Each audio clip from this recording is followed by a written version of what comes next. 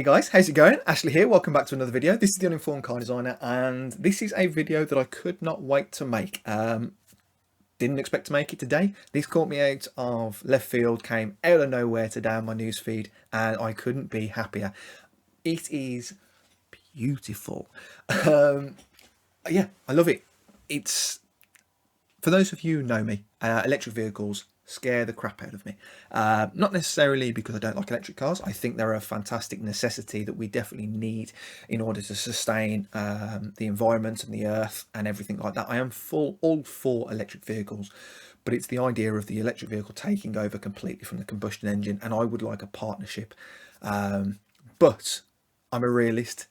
Full electrification will be something in the future, and the design, which is why we're here, the design of electric vehicles for me is dead in the water so far. There's still so much to be done in terms of what we see as the future and how we perceive vehicles, how we're going to use them, and that's what's really struggling, or what I think companies are really struggling with, is how are we going to use these vehicles, how many people are going to use these vehicles, how are we going to buy them, how are we going to interact with them, what they're going to be made of, how long are they going to be used for, where are they going to be used. All of this is muddying a designer's vision of what might be a good aesthetic for these vehicles. You've got so many inputs from so many different directions, so many factors, that companies and designers are really struggling and finding it difficult to put a stamp and their own mark on what electric vehicles are. And that's really evident in the latest Mercedes EQS and Audi A6 e-tron. Those cars, in my opinion, have no idea what they want to be. They've got all the hallmark, they had all the promise to be something fantastic, to really push the boat out, but they were clearly very conscious of holding on to their DNA and their heritage of recent designs, of current model and generations, so that people, when they saw them on the road, they're not completely taken aback by, oh my god, look at this completely drastic, I don't know, pebble of a design for sleek aerodynamics performance.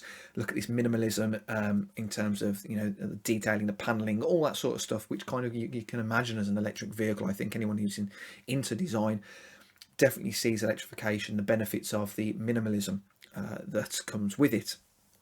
But because of all of these factors, and them trying to hold on to the current, probably the current customers that they have, and so as not to scare them away immediately, they've gone into a kind of limbo area, a grey area, and it's created a bit of a hodgepodge of future and current, and nothing has really come of it. Whereas there are a handful of companies like Renault with the Renault 5 EV, you've got Honda with the Honda E, and now Opel with this Manta GSE, and it has nailed it. All of them have nailed it, but this for me solidifies what I think can be and should be for the future of electric vehicles. Hear me out here. So like I said, the reason people buy them at the moment is because they have the means to, the money to do so, and so on and so forth, and they're not probably too bothered about the actual aesthetic of the vehicle. You've got the likes of Tesla. They're a bit soulless, a bit lifeless, a bit, they don't have any charisma or personality to them. They're just a good solid vehicle. But for the likes of you and me, who really need something to emotionally attach to, whether it be aesthetics or the combustion engine, we need something, we need convincing. And Opel and the other guys have realised that in order to get us fickle old guys on board, that nostalgia is the way forward. Nostalgia is massive at the moment in movies and video games, has been for 10 years, and it shows that it sells. And there is no reason why that cars couldn't do that. And I think they've done a brilliant job in literally just essentially rebodying an original Manta. The proportions of everything here that we're seeing, and we'll go into this in just a second, is perfect. It doesn't need anything more, it doesn't need anything less. It shows that familiarity, that warmth, that we get a comfort from seeing vehicles like this. And I think with the electrification and then seeing the body of this on top of it, we're probably reassured that it's not all that bad. Don't worry, we're not completely neglecting the vehicle, or fully autonomous vehicles will not be a thing for a very long time, if ever. I think driving enthusiasts like ourselves would definitely have something to say about it. So this is them saying, look, we've got your back. We equally don't want the future of electric vehicles to be blank and dull and boring and minimal. So here is our gift to you, the Opel Manta GSE, and thank you so much, Opel. Anyway, with that said, we'll really quickly look at the actual aesthetics of this and just a quick breakdown. So taking a look at the actual design of things, and like I said, there is absolutely nothing that I dislike about this car. Now, you know, again, I might be biased, obviously, with my background, and I know there's a lot of people out there, but to me, there's just, it's a simplicity, there's an elegance to it, just like the Honda Re. There's nothing flamboyant, there's nothing it's trying to do too hard, other than being an exact, you know, a really good representation of the classic 1970s Manta itself. You've got the classic black bonnet, which just works really nicely, especially against colours. Opel seem to do colours absolutely brilliantly. They knock it out of the park. They really manage to show off their designs and really really showcase all the really strong bits. The front grille area, again, really nice. The wonkiest of lines I've ever seen in my life, but the whole front fascia, which is I do believe a graphic. I think this can actually change, judging from some of the press releases anyway. These, you know, you can have different graphics on the front of here, but that's absolutely, you know, really nice, really sleek and clean, nothing too exaggerative. Again, they've managed to include the new design language from the headlight cluster, or, you know, just the headlight graphic. I wouldn't even call it a cluster.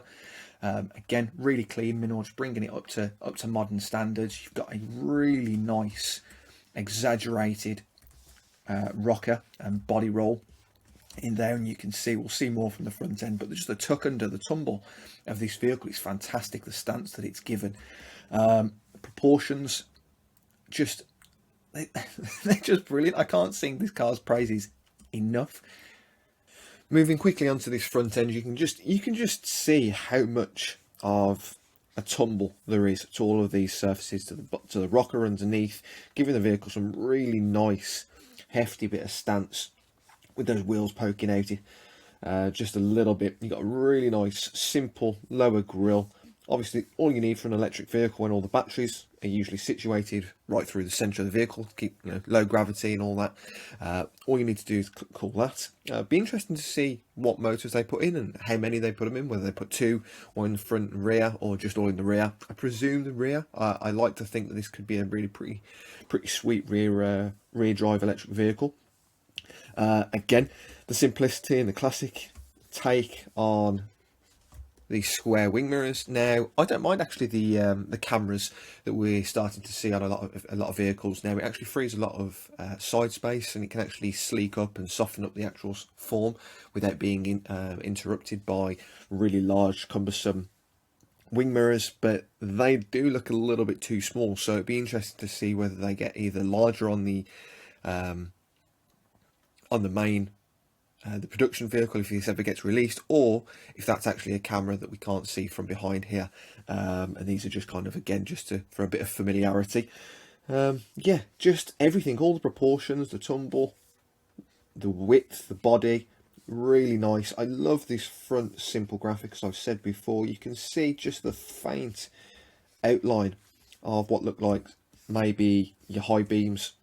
Obviously, they've got done a really nice job of carrying on this new light cluster graphic that they've got going on in a lot of their more recent concept designs. And I'm fairly certain from some of the images that have been released that this may actually be some form of I don't know, LCD panel, because I have shown certain graphics with the Manta logo here and a bit of text in place of the badge itself. So that'll be interesting to see, because I do like the idea of having a bit of emotion and some character printed on the front of your vehicle.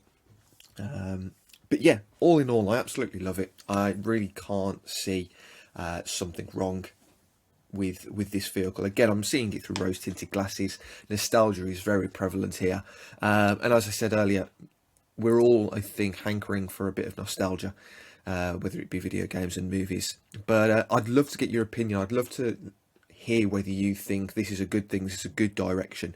It just gives me a bit of comfort and peace of mind knowing that not every single car company out there is looking to create autonomous, self-driving electric vehicles. There's still those that really want to hold on to the experience of driving. Yes, it's going to be a very different beast when it comes to electrification, but I'm sure there's going to be some massive improvements and leaps forward when it comes to how we actually drive these things. So it's nice to see Opel and the likes of Renault and Honda going down a little bit more of a playful, still hands-on approach when it comes to driving. But like I said, I'd love to get your opinion. And yeah, if you want to be part of the discussion, you know where to find me, down in the comments section below. Or you can join the Discord group, again, link below. You can go through my website as well.